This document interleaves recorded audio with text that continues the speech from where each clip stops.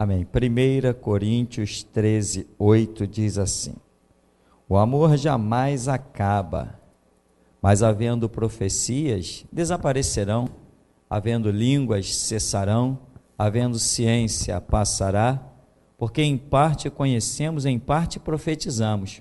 Quando, porém, vier o que é perfeito, então o que é em parte será aniquilado. Quando eu era menino, falava como menino, sentia como menino, pensava como menino. Quando cheguei a ser homem, desisti das coisas próprias de menino, porque agora vemos como em espelho, obscuramente.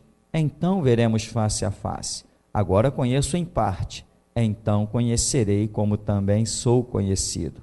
Agora, pois, permanecem a fé, a esperança e o amor, estes três. Porém, o maior destes é o amor. Amém, irmão? Podem sentar.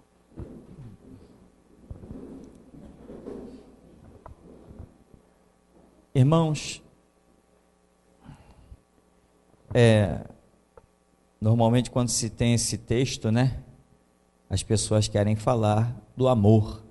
É impossível pregar o evangelho sem falar do amor, né? Por exemplo, eu poderia hoje aqui agradecer, me trouxeram mel, me trouxeram romã, e me mandaram receita pela internet.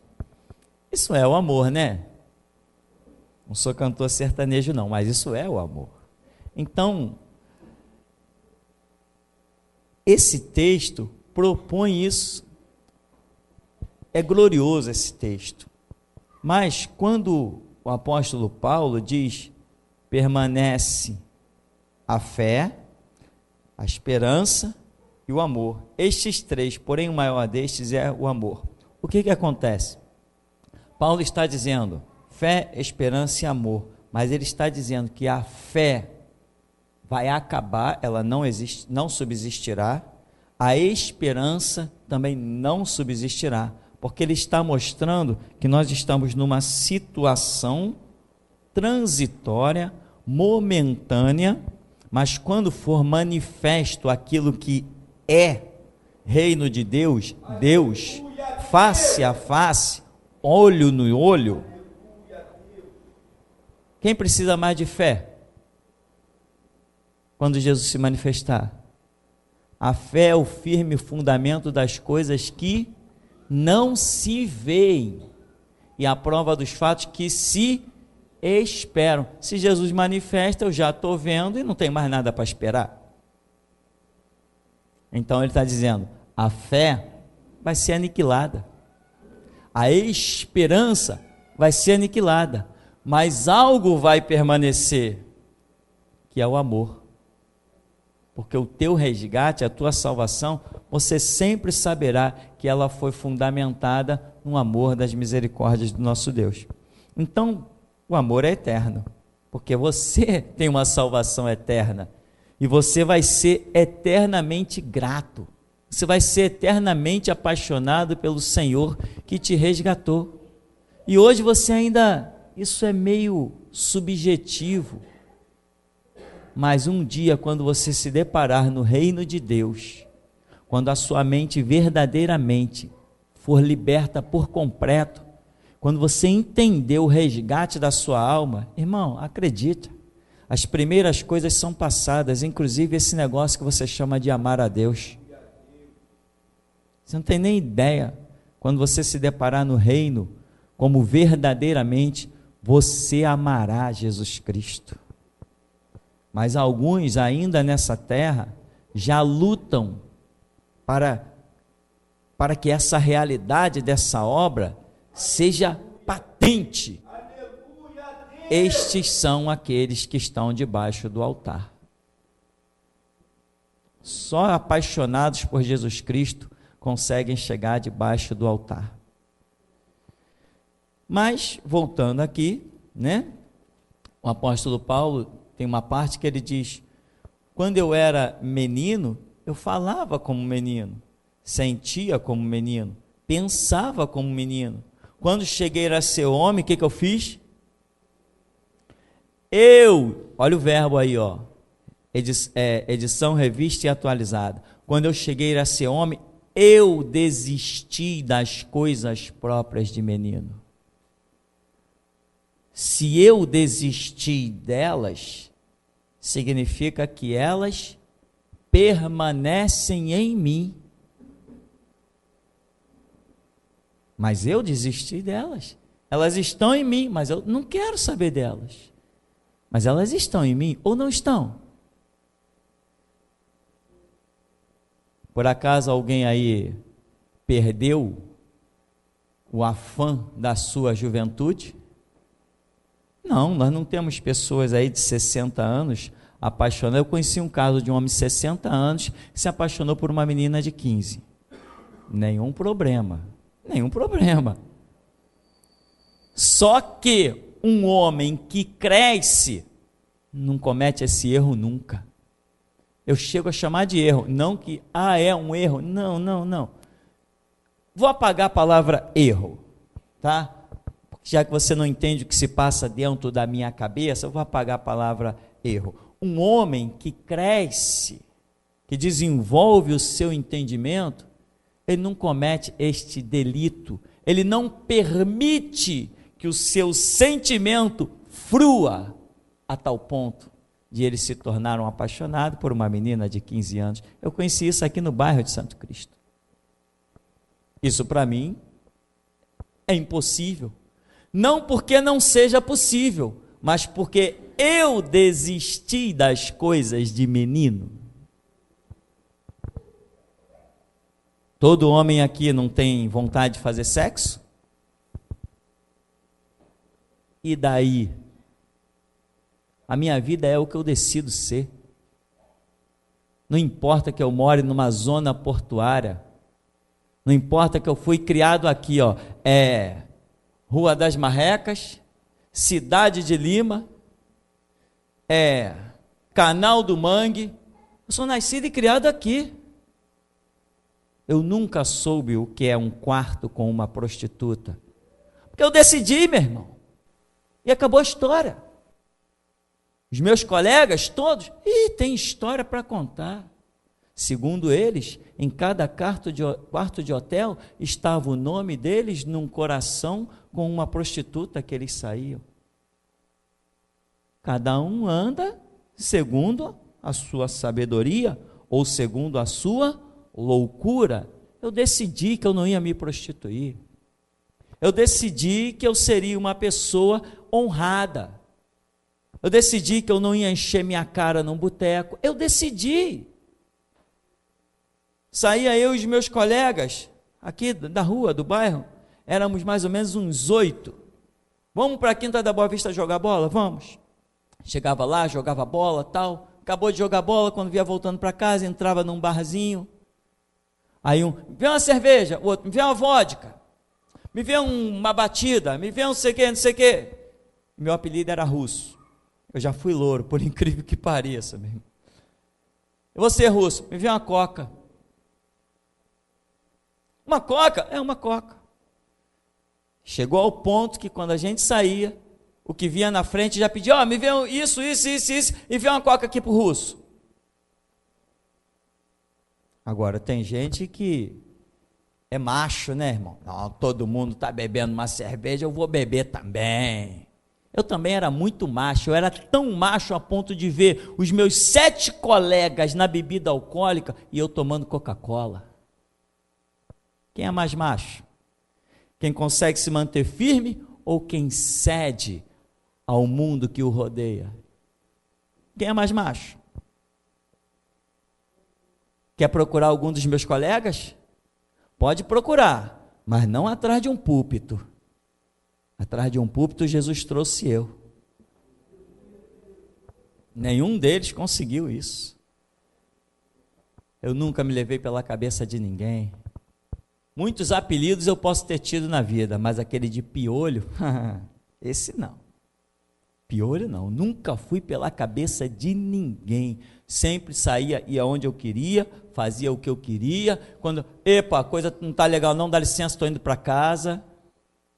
Mas o apóstolo Paulo diz assim, quando eu era menino, eu falava como menino, eu sentia como menino, eu pensava como menino, mas quando eu cheguei a ser homem, eu desisti, eu larguei as coisas próprias de menino. Você vê que ele diz assim, quando eu cheguei a ser homem. Então o apóstolo Paulo, ele discerniu um estágio da vida dele.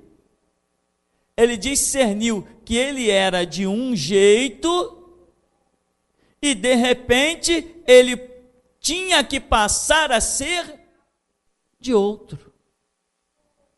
Irmão, essa mudança, eu quero que você entenda. Agora vamos, com a misericórdia de Deus, vamos jogar isso para o nosso mundo espiritual.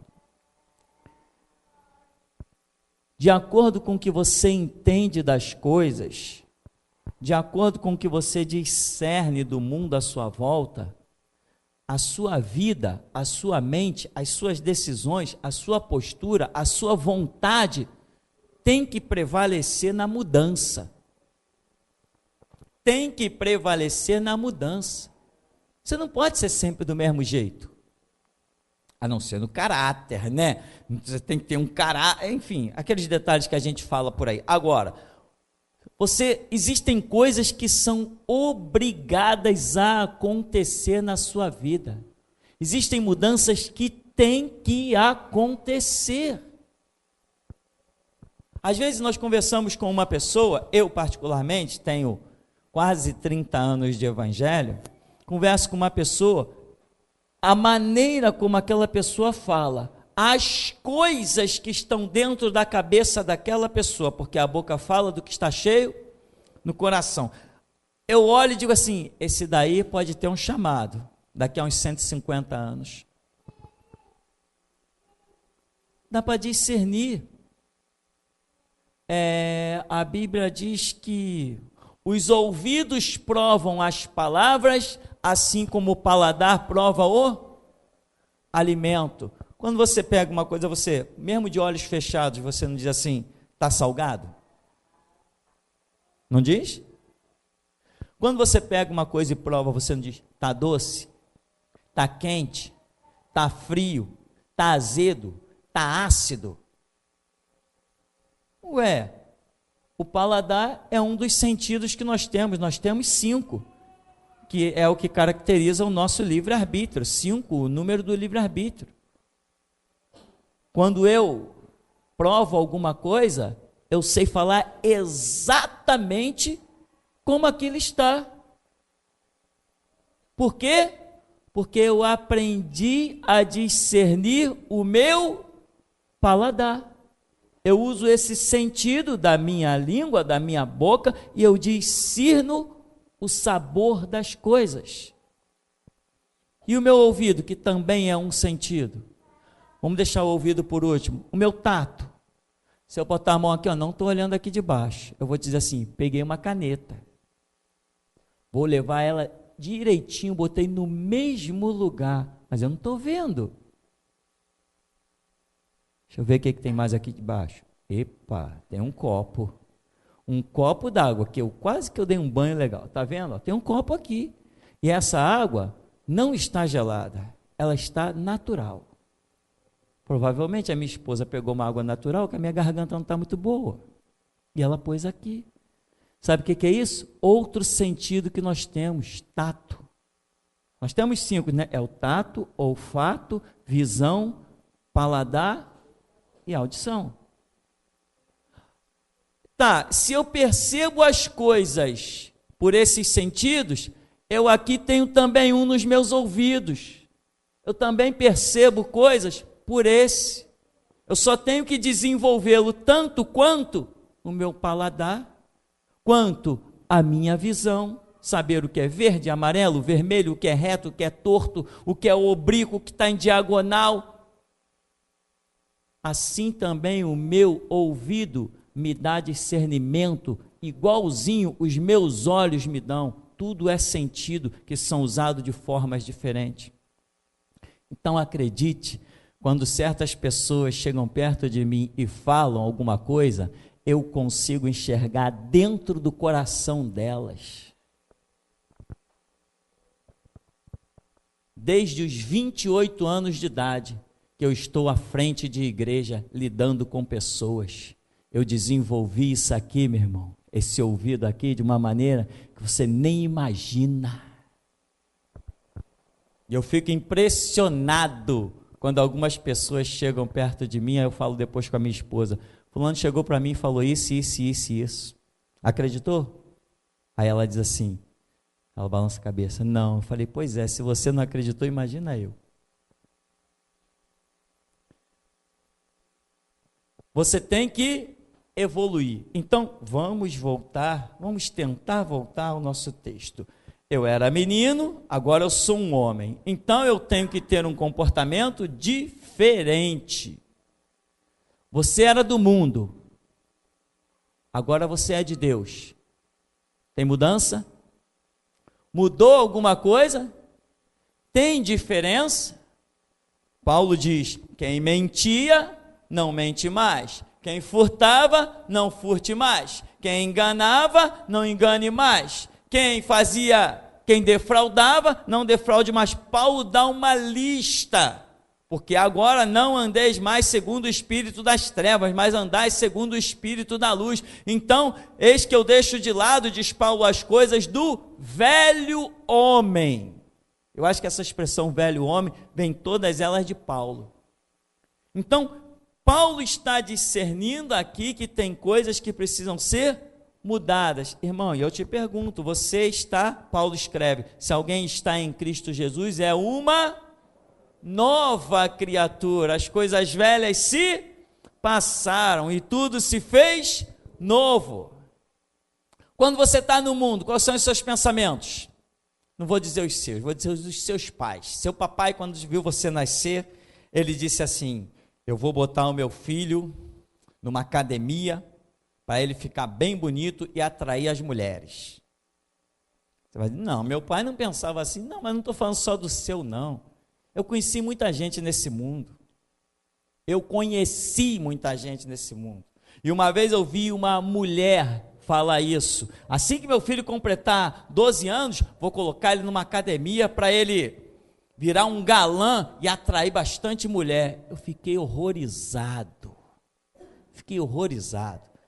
Mas essa mente, esse conceito é de alguém que está inserido num mundo lá fora, num cenário lá fora. Ou será que dentro da igreja tem alguém pensando do mesmo jeito? Não, vamos deixar isso para lá, senão a gente pode se enrolar demais com esse negócio.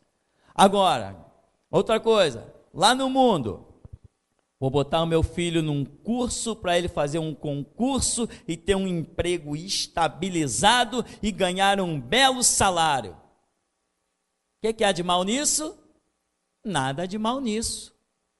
Mas se esse é um pensamento lá do mundo, das trevas, eu me converto e digo que estou na luz, e o meu pensamento é exatamente igual, sem nenhuma diferença, nenhuma reserva que deu alguma diferença, não tem alguma coisa errada? Uma nova criatura que pensa como a criatura antiga, um salvo que pensa igualzinho o condenado, cadê o Espírito Santo que faz diferença? Você acha que alguém que está preocupado com um belo emprego, um belo salário e mordomias desse mundo, vai chegar atrás de um púlpito? Como que vai? Uma vez um parente meu, um primo, eu era pastor auxiliar de uma igreja, e ele, quando soube, ficou muito invejado. Primeira oportunidade que ele teve de passar perto de mim, passou e falou assim, tá, tu é pastor da igreja tal, né? Eu falei, sou. Aí ele falou assim, eu tenho condição de ser um pastor. Eu falei, tem sim. Ele achou que fosse criar uma discussão. Eu tenho condição de ser um pastor. Eu falei, tem, claro que tem, claro que tem. Os anos se passaram. Eu tenho 15 anos que Jesus mandou fundar essa igreja e ele ainda não conseguiu sequer descravar a unha do diabo que está na cabeça dele.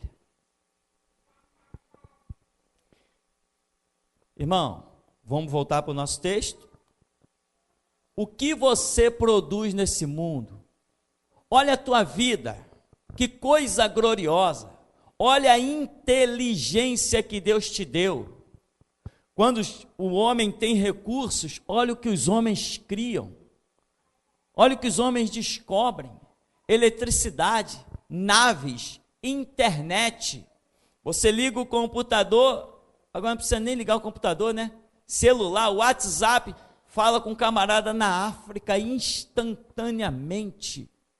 Máquinas poderosas, que você vê se construir prédios, em 6 meses se constrói prédios de 40 andares. Tu passa um dia num canto, não tem nada, quando tu passa de novo, tu vê aquele prédio e diz, de onde caiu isso? Mente poderosíssima tem a humanidade, e você acha que morreu, acabou? O que você está pensando da sua vida, meu irmão?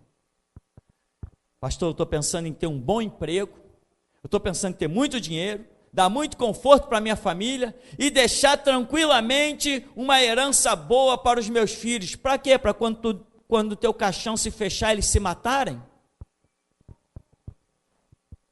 É o que a gente está vendo por aí. Vê a briga que está lá com as riquezas do Michael Jackson? Depois, 2 dias depois da morte de Michael Jackson, ele faturou mais dinheiro do que quando ele estava vivo. Revendeu produtos de Michael Jackson no mundo inteiro. Com 2 dias que o cabra estava morto, a conta dele extrapolou. Já viu a briga que está naquilo? Nem queira ver, aquilo não nos interessa. Mas você acha que você foi chamado? Você acredita num Deus? Ou a sua vida é do acaso? Ou o planeta veio de uma explosão? Você acredita num Deus? Você acredita que houve um Deus que chegou e disse, Pai, Filho e Espírito Santo, pararam conversando e disseram, façamos o homem à nossa imagem, conforme a nossa semelhança? Você acredita nisso, meu irmão? Então, o que você tem feito com a sua vida? Qual o projeto que você tem com a sua vida? Como você tem entendido o mundo que você vive e as coisas que te cercam? Você consegue realmente entender que andava em trevas, agora anda na luz? Você consegue entender que realmente o diabo dominou sobre você, agora Cristo Jesus está dominando? Você consegue entender? Muitos aqui dentro não baixaram a sepultura, porque Jesus Cristo é a vida e interceptou. Você consegue entender isso, meu irmão? E se Deus fez esta obra na tua vida, você consegue se perguntar para quê, por quê e com qual objetivo? Meu irmão, as riquezas deste mundo ficam todas neste mundo. E muitos dos filhos que herdam riqueza, herdam apenas para se tornar inimigos ferrenhos. O meu avô não deixou praticamente nada, porque deixou uma casa, avô por parte de pai, uma casa toda enrolada na mão de advogado. É um prédio de, acho que de 2 andares ali em Bom Sucesso. O advogado levou o dinheiro todo, essa história de inventário, não sei o quê. Pois bem, os meus tios morreram tudo, um inimigo do outro, por causa de uma mixaria de uma casa. Um roubou o outro, na época o telefone falia muito, um transferiu a coisa escondida do outro, o outro foi lá, roubou os talheres de prata que a mãe tinha deixado, o outro roubou livro, o outro roubou cadeira, e foi uma loucura. Quando meu pai chegou lá um dia na casa, a casa estava vazia, o meu tio tinha levado tudo. Meu pai, nunca eu vi o meu pai mencionar o nome da minha avó. Ele nem tocava em família, nem em parente. Minha mãe, quando tentava fazer alguma aproximação, ele nunca quis. Riquezas deste mundo, para que elas servem? Elas servem para você entender que tem que usá-las aqui, deixar aqui, e que elas não vão fazer parte da sua vida, elas são só descartáveis, elas são só para o teu uso. não podem penetrar, elas não podem fazer parte da tua essência. Nas tuas veias tem que correr Espírito Santo, na tua mente tem que correr o óleo da unção do Todo-Poderoso. O que tem que fluir dos teus lábios não são as cifras do banco, é a palavra gloriosa do Deus vivo. Aleluia, Deus! Desperta, desperta, porque se muitos não conceberem a mensagem desta noite, que estava guardada há vários dias, muitos não serão nada. É hoje que você vai deixar as roupas velhas nesse chão e vai sair revestido da glória do Todo-Poderoso, meu irmão. Você está pensando que essa glória, essa vida, essa inteligência, isso que Deus te deu, esse entendimento para você saber que há um Deus, você para pessoas ali na porta, as pessoas dizem assim, talvez haja um Deus, outros dizem assim, não, não há Deus. E você tem convicção de que há um Deus, você acha que é para quê? Esse entendimento, essa inteligência, essa mente que foi te dada. O que você vai fazer com isso? Procure o altar de Deus, meu irmão, e deposite a sua vida lá, para que você veja a glória de Deus verdadeiramente. Lá em Mateus, no capítulo 5, no verso 13, diz assim, vocês são o sal da terra, se o sal vier a ser insípido, com que ele restaurar o sabor? Para nada mais presta, senão para ser lançado fora e pisado pelos homens. Vocês são a luz do mundo.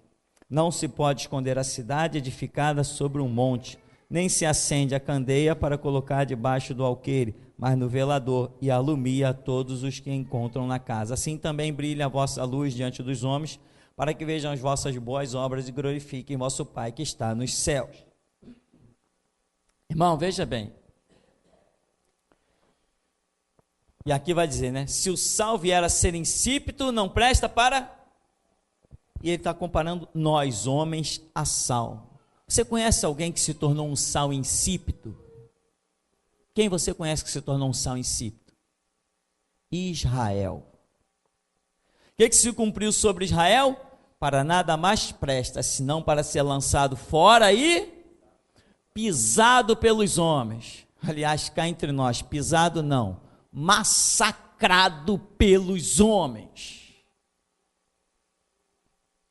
Você entende? Deus não te colocou na terra como uma fábrica de filhos. Deus não te colocou na terra como uma fábrica para produzir dinheiro. Como um escravo que cegamente produz dinheiros e impostos para os, abre aspas, poderosos do planeta Terra. Não foi para isso que Deus te colocou na terra, irmão. Ele tem outros planos para você. Mas você tem que sair daqui nessa noite com esses planos na palma da tua mão e no teu coração.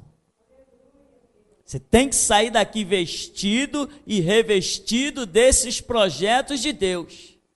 Porque tem gente aqui dentro que já está pensando, amanhã eu vou trabalhar, vou terminar aquele trabalho lá, e vou pegar aquela grana que vou fazer, que vou acontecer. Meu irmão, o amanhã a Deus pertence.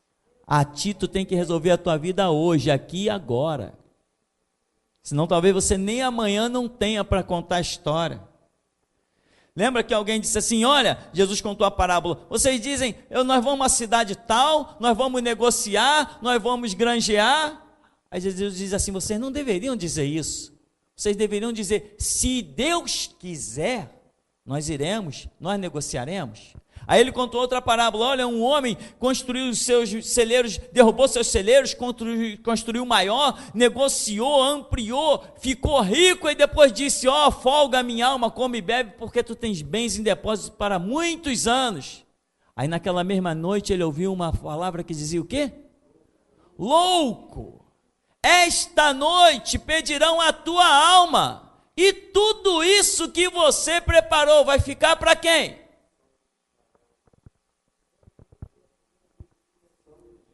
Quer guardar tesouro, meu irmão?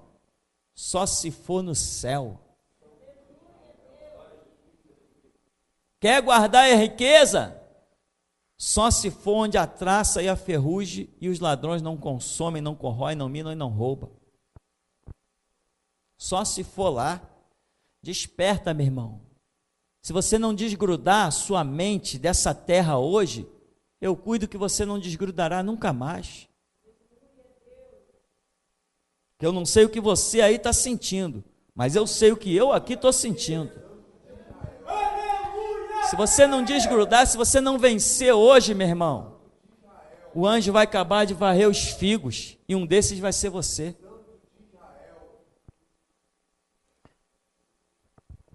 Vocês são sal da terra, e Israel também era, mas se tornou um sal insípido. Você já viu os documentários que tem sobre Israel? Sem contar a lista de Schindler, que é um filme famosíssimo de 4 horas de duração. Tem vários documentários sobre o massacre, o holocausto dos judeus lá na internet. Se você tiver estômago forte para ver aquelas cenas, as quais muitas são reais, crianças padecendo horrores, sendo tratadas que nem porco, que nem galinha, tendo o pescoço torcido e quebrado pelos alemães e por outros povos. Sabe por quê? Porque se o sal se tornar insípido, para nada mais presta, a não ser lançado fora e pisado pelos homens. Vou te dizer uma coisa, meu irmão. Você está neste mundo para produzir não para homens, mas produzir para Deus. E você precisa se aproximar de Jesus Cristo para que a sua mente seja liberta. Uma coisa eu sempre digo aqui nesse púlpito: eu estou nem aí para dinheiro. Sabe por quê? Porque um dia Jesus Cristo virou-se para mim e disse assim: vai fundar a minha igreja, vai fazer a minha obra, porque eu te sustentarei. Digno é o obreiro do seu salário, mas o Espírito Santo tem me dito: o salário do Senhor Jesus não é dinheiro. Irmão, essa noite, se você não sair liberto, vai direto para o cemitério. Vai direto para o cemitério, se enterra lá. Porque essa noite, eu não sei se a igreja está subindo ou se o céu está descendo. Mas eu sei o que dentro da minha alma está fervendo. Se você não for liberto nessa noite, meu irmão, eu cuido que você nunca mais será. Aí, veja bem, muita gente, os meus filhos amados. Eu sei, os judeus também tinham filhos. Mas os meus bens materiais, ninguém foi mais rico do que os judeus. Donos do ouro, donos da prata, riquezas e tudo mais. A minha saúde, a minha vida, os judeus sempre tinham um poço lá, onde o anjo agitava as águas, e o primeiro que descia era curado de qualquer enfermidade. E alguns que não eram curados pelo poço, eram curados pelo poder de Deus, direto. Quando olhavam para si, viam lepra desaparecer. Os judeus tinham conquistas e tinham posses.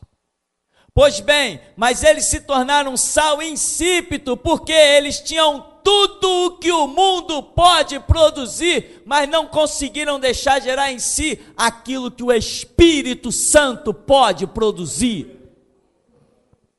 Então os judeus tinham filhos, para quê? Para serem massacrados pelos homens no holocausto. Os judeus tinham riquezas, para quê? Para serem roubadas e enriquecer os mercenários e os ladrões. Os judeus tinham muita vida, mas não impediu que eles herdassem a morte. Tinham muitas posses, mas as fotos do holocausto mostram que eles morreram de fome.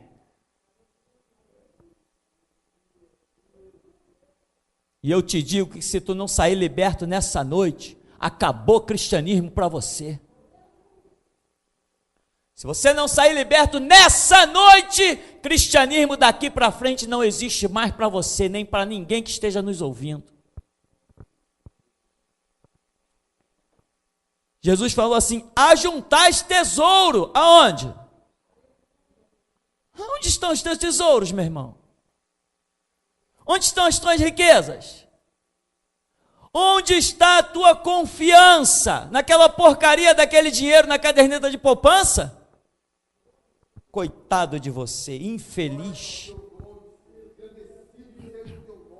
Os que confiam no Senhor renovarão as suas forças, subirão com asas de águia, correrão e não se cansarão, caminharão e não se fadigarão. Dinheiro os judeus tinham de sobra, mas pereceram no campo de concentração, sem sequer um anjo ser exaltado. Nós, igreja do Deus vivo, remida e lavada com sangue, comprado para ser sacerdote do Deus vivo, nós estamos aqui para glorificar o trono da glória de Deus.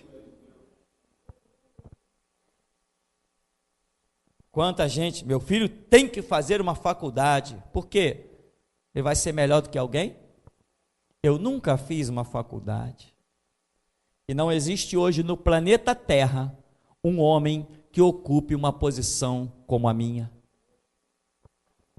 Sou o homem hoje no planeta que tem a maior posição que um homem possa herdar na atual dispensação. Eu não fiz faculdade, falo errado muitas vezes, escrevo errado muitas vezes, não tenho uma bela dicção, mas o Senhor Deus não precisa, meu irmão, de sábios, Ele precisa de servos.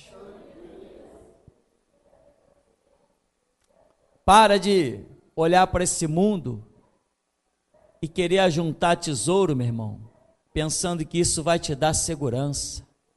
A tua segurança tem que estar em Deus.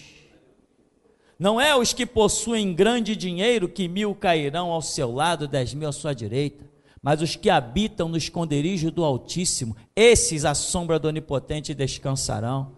1.000 cairão ao seu lado, 10.000 à tua direita, e tu não serás atingido. Lá em Mateus 6,19, diz assim: não acumuleis para vós outros tesouros sobre a terra, onde a traça e a ferrugem corroem, onde os ladrões escavam e roubam, mas ajuntai para vós outros tesouros no céu, onde a traça nem a ferrugem não corrói, e onde os ladrões não escavam nem roubam, porque onde está o teu tesouro, aí estará também o teu coração. Quando você entra nesse santuário, meu irmão, você consegue lembrar de alguma coisa lá de fora? Se você lembra é porque o teu coração está lá fora, os teus tesouros estão lá fora. Eu conheci um empresário que ele ia para o seminário e para a igreja, e ele foi para o seminário e ele disse assim, chegou lá perto a ordem era que quem tinha celular chegasse dentro do seminário e desligasse o celular. É lógico, não precisava nem dar uma ordem para isso. Ora, mas tinha um camarada que ele era empresário. Aí ele foi lá na diretora e disse assim: diretor, eu sou um empresário, eu sou uma pessoa muito importante, eu sou muito requisitado, então eu preciso ficar com o meu celular ligado dentro da aula de seminário. Todo dia, toda aula, estamos lá naquela aula abençoadíssima, com o fluir do Espírito, com a misericórdia de Deus nos ensinando, nos dando graça. Aí o celular do importante tocava. Aí ele levantava, sacava do seu celular, ia lá para fora falar ao celular. Daqui a 10 minutos voltava ele. Irmão, daqui a 10 minutos nem migalha tinha para ele. Nem migalha tinha para ele daqui a 10 minutos. Aí você me pergunta aí: pastor, ele chegou ao final do seminário? Aí eu te respondo: o que você acha? O que é mais importante para você, meu irmão?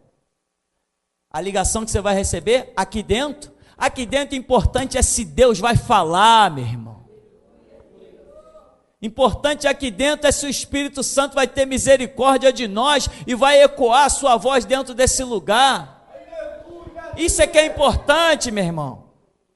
Ou você acha que se chega atrás de um púlpito com outro tipo de pensamento? Única coisa que te leva atrás de um púlpito É quando está sobre ti a palavra que diz: amarás ao Senhor teu Deus sobre todas as coisas. Se isso não está na tua vida, meu irmão, pode procurar uma Universal para passear, Mundial, Graça, dar falsos testemunhos, ou ouvir besteira nesses templos de Satanás, ou então vai para dentro de uma Assembleia de Deus para servir de trampolim dos ricos, para votar neles. O Senhor Jesus ainda diz assim, lá em João, no capítulo 6, no verso 27, ele diz assim, olha, escuta, trabalhai, não pela comida que perece, mas pela que subsiste para a vida eterna, a qual o Filho do Homem vos dará.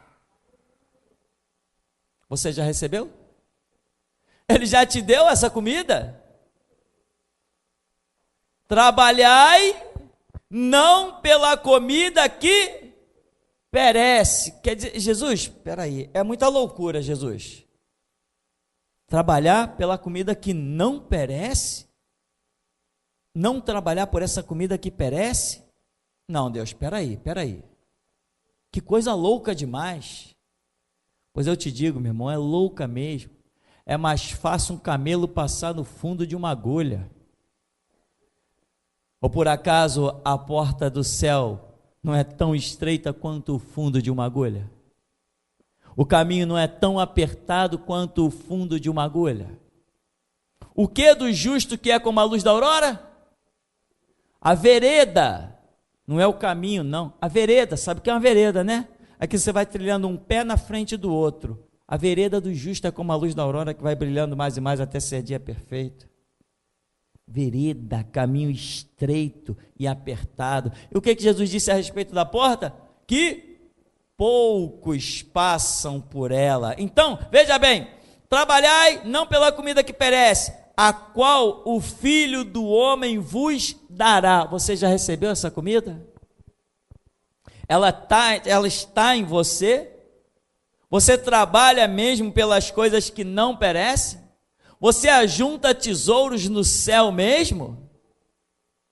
Eu fico imaginando, meu irmão, eu fico imaginando a frustração no entendimento e no conhecimento que eu tenho. Eu imagino, nas misericórdias de Deus, não quero dizer conhecimento, que eu sou sábio, não. No conhecimento que eu tenho, se é pouco ou pequeno, não é questão, estou dizendo no conhecimento que eu tenho das coisas espirituais, eu fico imaginando a frustração dos milionários. Eu fico imaginando a frustração daqueles faraós. Chegava ao ponto de matar e embalsamar o próprio cachorro, porque eles achavam que ia servir de guia no outro mundo. Aquelas pirâmides abarrotadas de ouro, prata, pedras preciosas, joias incalculáveis. O homem era faraó, era o rei de toda uma nação. Imagina quanta riqueza. Eles jogavam dentro daqueles túmulos que são as pirâmides, jogavam aquela riqueza imensa, porque eles acreditavam que na outra vida eles iam usar tudo aquilo. Que frustração! Você sabe o que lança uma pessoa no inferno? O que lança uma pessoa no inferno é quando ela sabe o certo que deveria fazer, mas faz o errado. Isso a lança no inferno. E você sabe que muita gente realmente acredita que na eternidade ela vai ter coisas semelhantes ao que ela tem hoje aqui sobre esse planeta? A semelhança do que foram os faraós. Você sabe que eu já vi nos dias de hoje, aqui da minha juventude para frente, eu já vi pessoas dizendo, não, se eu tenho coisas aqui nesse mundo, eu tenho um carro, eu tenho uma casa, lá no outro mundo, na eternidade, eu não vou ser um pobretão. Olha o pensamento atrofiado, incauto, sem sentido, blasfemo de um ser humano. Comparar aquilo que ele nunca viu, nem sabe o que tem lá do outro lado, ele já está levando, querendo levar para o outro lado os seus pensamentos deste mundo aqui. E você, irmão? Você conhece Jesus Cristo? Conhece a história do Calvário? O Espírito Santo já habitou em você? Os anjos já te fizeram arrepiar com um toque no alto da cabeça? Essa noite você já sentiu Deus dentro da tua alma e não foi emoção? É unção, é graça, é presença, é mover do Espírito Santo. Você já sentiu tudo isso? Deus te arrancou, sei lá da onde. Eu nunca vi uma igreja como essa, que no alto do morro vem gente dos 4 cantos do Rio de Janeiro. Tem pessoas aqui que Deus arrancou de outros estados para vir congregar aqui. Tá, e tudo isso para quê? Para você chegar aqui e dizer: Deus abençoe o meu estudo. Qual estudo? Da Bíblia ou da matemática? Deus não precisa de matemáticos, meu irmão. Deus precisa de quem tenha a língua erudita, como pena de um destro escritor. O que Jesus está procurando não é quem escreva números numa folha de papel ou em tabuinhas. O que Jesus está procurando é quem consiga ter uma língua tão erudita como pena de um destro escritor, capaz de escrever na mente e nos corações dos homens.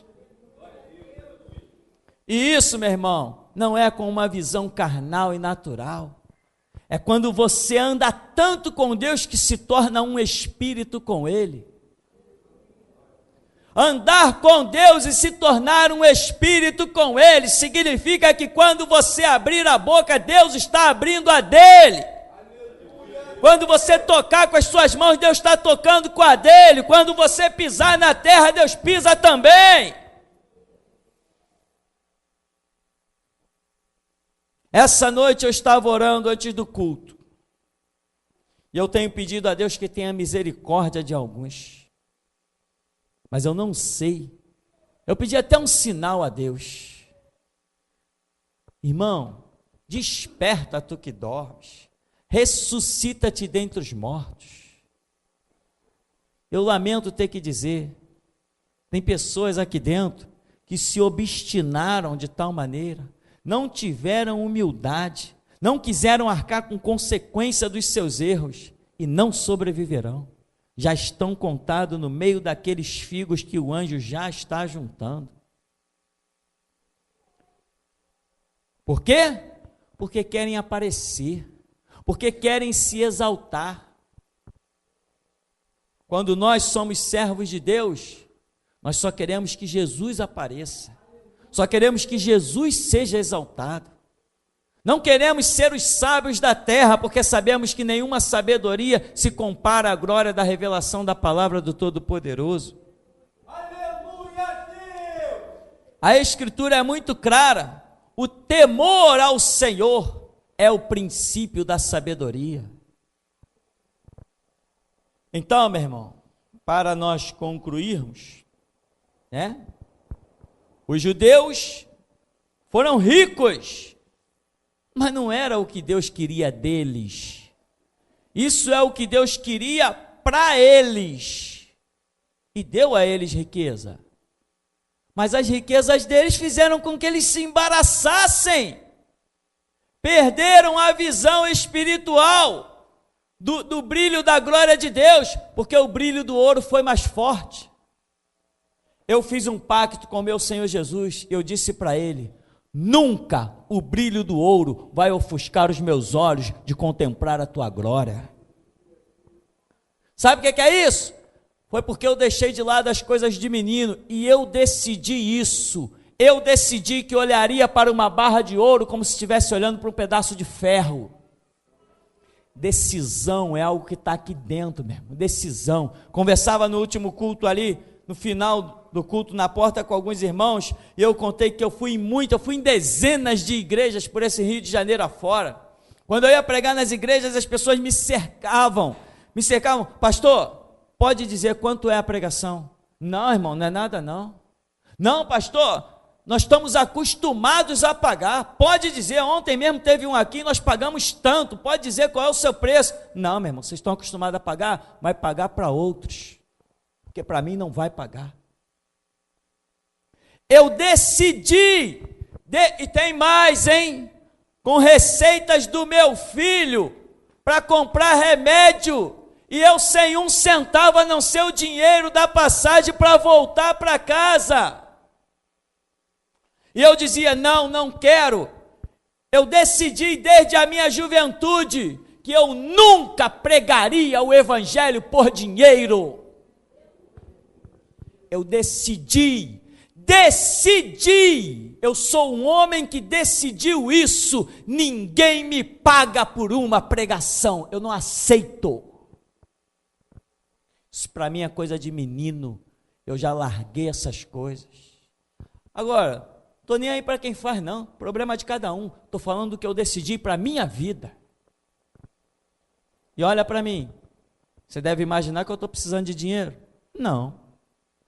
Tem um carro ali na porta, é meu. Tem uma casa aqui embaixo, é minha entre aspas, que eu não vou levar nada e eu não olho para nada pensando que é meu. A minha geladeira está cheia, não tem falta de nada. E se alguma coisa eu achar que estou precisando, num dia, no outro dia eu vou lá e compro. Sabe por quê? Porque Deus abençoa aqueles que lutam para ser servos, para juntar tesouro no céu. Você ajunta tesouro no céu, na hora que você tem necessidade de alguma coisa, Jesus manda um anjo, vai lá no tesouro do fulano.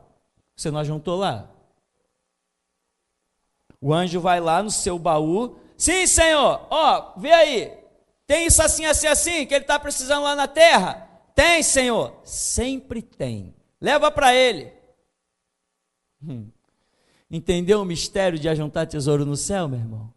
É viver um milagre a cada manhã. Essa noite esse lugar está tão gostoso, está tão maravilhoso. Aonde Jesus está, meu irmão, pode ser até um inferno, é maravilhoso, é glorioso, bendito é o santo nome do Senhor. Mas você vai sair daqui nessa noite, você vai pegar a sua riqueza, vai olhar para ela e vai dizer: a partir de hoje eu te domino e você não me domina mais. E tem mais, hein? Não traz tua riqueza para cá não, tá? Não estou mandando ninguém trazer nada para cá não, meu irmão. Eu quero que você seja liberto como eu sou liberto. Eu sou um homem que consigo olhar para o dinheiro e aquilo não exerce nenhuma influência na minha vida, nenhuma. Quando as coisas apertam um pouquinho por aí, eu digo: não esquenta, amanhã será outro dia e certamente Deus proverá. E desde quando essa palavra aqui faltou alguma vez? Se essa palavra falhou em alguma vez, meu irmão, pode ter certeza que não foi na minha vida, foi na de outros, se é que falhou, mas na minha nunca falhou. Então, meu irmão, vamos encerrar dizendo, Mateus 6,19: não acumuleis para vós outros tesouros sobre a terra, onde a traça e a ferrugem corroem, onde os ladrões escavam e roubam, mas ajuntai para vós outros tesouros no céu, onde a traça nem a ferrugem corrói, onde os ladrões não escavam nem roubam, porque onde está o teu tesouro, aí está também o teu coração. Amém, meu irmão? Então até aqui nos tem ajudado o Senhor.